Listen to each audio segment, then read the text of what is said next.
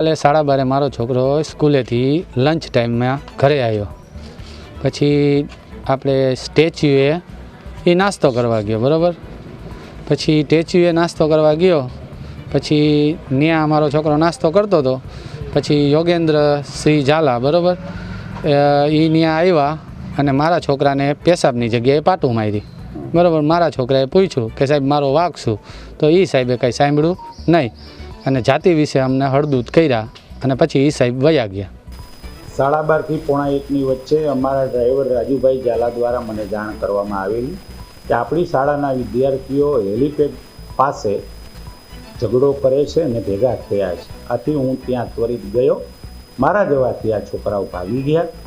મેં આ બધા બાળકોને શોધવાનો પ્રયત્ન કર્યો અને સતર્ક વિદ્યાર્થીને શોધી અને એના વાલીને મેં બોલાવેલા છે. મેં કોઈ વિદ્યાર્થીને મારકૂટ કરેલી નથી. મેં કોઈને જાતિથી અપમાનિત કર્યા નથી. મેં મારી ફરજ હતી કે મને કોઈક જાણ કરે એ મેં મારી ફરજ અદા કરવાનો પ્રયત્ન કર્યો છે.